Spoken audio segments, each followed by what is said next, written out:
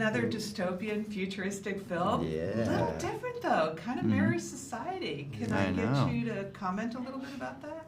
Yeah, no, I think it's super relevant. Even though, Scott Westerfield's book was, published in '05, it was. I think that it's so amazing to see how relevant it is today. And probably like the most relevant it'll be like is now. I think we're at the peak of what social media is and how the youth views celebrities and influencers and stuff and compares that to their actual life. So yeah, I think it's super relevant and it could be very beneficial right now. Yeah. I think it's just a fascinating film.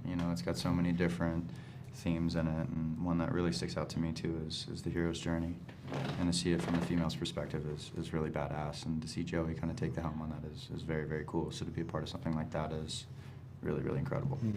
I'm going to ask about your dynamic with Joey, Joey's character. Then I'm going to ask you about your dynamic with Joey's character, because you guys are very different. Yeah, I think Paris and Tally, it's sort of like this forbidden young love-ish. We don't really know what it is because society has told them that life doesn't happen until after you have your procedure. So I think we see this interest in Paris and maybe an interest in Tally, but it never really gets there. And so I think it's always that chasing of the one that maybe got away for Paris. And it's just, kind of a testament to what this movie is about. It's the near misses and shifting and shaping yourself for society a little bit. And I think it's really, really a beautiful thing to see the duality between the two.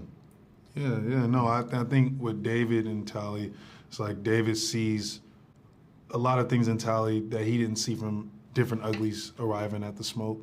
And something about her just, she's like a magnet in a way, and it draws him closer, just the way she thinks. And even though she is imperfect, and she doesn't make the right decisions for many reasons, I don't know if I can say it. David just really sees the beauty in that, and I think he really appreciates that from Tally. And I think he's leading her, when she gets to the smoke, and he's teaching her things, but he's learning a lot about himself through her as well, just what she brings her dynamic to the smoke. So yeah. It seems to me this was not an easy shoot. What was it like? I mean, what was the training process like for you guys? It was a lot of action. Yeah. I mean, once we got to set and we got into I remember doing choreography and getting into the training for the action scenes.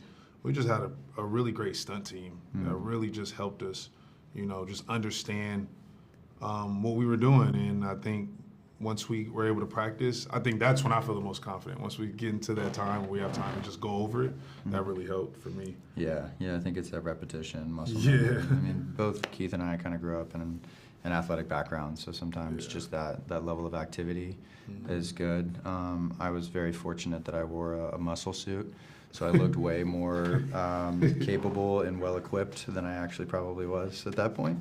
But it's always fun. I mean, I'm very fortunate that in my career I've gotten to do a lot of stunts, so just another one to the roster. Okay, so I got to ask, because everybody who does a dystopian movie was always asked this question, what's your survival skill? My survivor skill? Not your character's, but yours. Mine, yes.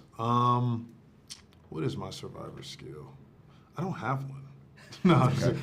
I think you're dead. No, I know, it's over with. I think I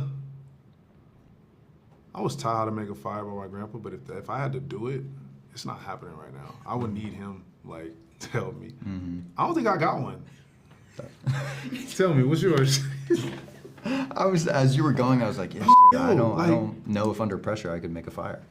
I would like to think I could. I was taught, but under pressure, it's not happening. I learned how to read maps for a project. Oh, that's a good one. So that's something that I think I could probably bring to the equation. Where we're going, I don't know. A compass. I know how to see use a compass.